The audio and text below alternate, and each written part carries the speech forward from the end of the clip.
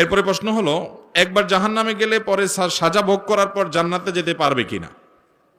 ভাই, জাহান্নামে যদি কোনো মানুষ যায় অথচ সে মুসলমান, আল্লাহর প্রতি ঈমান আছে, কবিরা গুনাহ করেছে, কোনো পাপে লিপ্ত হয়েছে, এই জন্য সে জাহান্নামে গেছে, তো এই লোক তার সাজা ভোগ করার পর যদি ঈমান তার মধ্যে থাকে, কোনো না কোনো দিন সে জান্নাতে যাবে ইনশাআল্লাহ।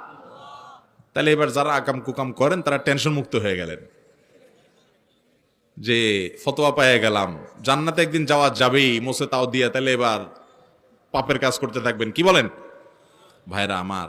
জাহান্নামটা কিন্তু আপনার মামুর বাড়ি না, যত খুশি হয়ে যাচ্ছেন, মামুর বাড়ি না। জাহান্নামের বিবরণ হাদিসের আলোকে, কোরআনের আলোকে যদি একটুও জানেন এবং তার প্রতি ঈমান আপনার থাকে, তাহলে জাহান্নামে যাওয়ার কথা তো দূরের কথা, জাহান্নামের ধারে কাছে আঁচ গায়ে লাগানোর দুঃসাহস কোনোদিন করতে পারবেন। আল্লাহুম্মা আজিরনা মিনান নার। আল্লাহ আমাদেরকে জাহান্নামের আযাব থেকে আপনি পানাহ দান করেন। দুনিয়ার মোহ আমাদেরকে সব ভুলিয়ে রেখেছে ভাইরা, আমাদেরকে ভুলিয়ে রেখেছে। কোরআন এবং সুন্নাহ শীর্ষক বিবরণগুলো আমাদের ইয়াকিন হয় না, আমাদের ঈমানের দুর্বলতার কারণে।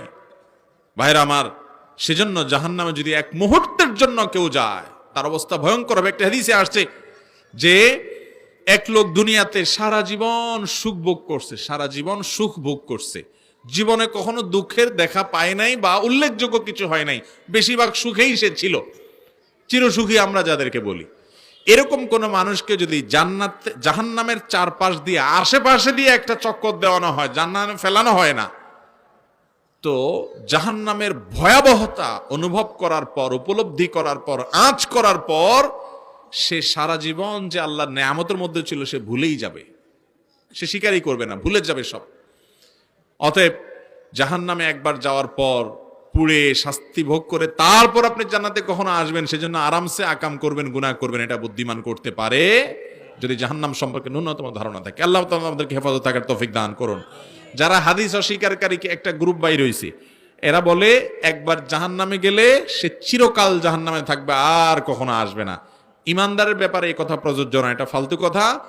অসংখ্য বর্ণনা আছে, কোরআনের বিভিন্ন আয়াত থেকে বোঝা যায় যে এরকম মানুষ পরে জান্নাতে আসবে। হ্যাঁ, কিছু কিছু পাপের শাস্তি হিসেবে আল্লাহ চিরকাল জাহান্নামের কথা বলেছেন। এখানে উদ্দেশ্য দীর্ঘস্থায়ী হতে পারে, আবার সেটাকে হালাল মনে করলে তখন সে বেঈমান, সেই হিসাবে চিরকাল থাকার কথা হতে পারে।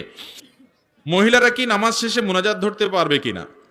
ভাইরা আমার, মহিলা পুরুষ যে কেউ নামাজের পর নবী করিম সাল্লাল্লাহু আলাইহি সাল্লামের শেখানো দোয়া, জিকির এগুলো পাঠ করবে। এর পাশাপাশি আল্লাহর কাছে বিশেষ কিছু চাওয়ার দরকার হলে অবশ্যই তিনি চাইতে পারেন, কারণ নামাজের পরে দোয়া কবুল হয়। অতএব নামাজের পর পুরুষরা যেরকম আল্লাহর কাছে চাইতে পারেন, মহিলাদেরও চাওয়ার অধিকার। কিন্তু ট্র্যাডিশনাল মুনাজাত সম্মিলিতভাবে সবার সাথে তাল মিলায় উঠাইতে হবে, তাল মিলায় নামাইতে হবে, এটা নবী করিম সাল্লাল্লাহু আলাইহি সাল্লাম থেকে প্রমাণিত নয়। এমনি আপনার কিছু চাওয়ার দরকার হচ্ছে, অবশ্যই আপনি চাইতে পারেন।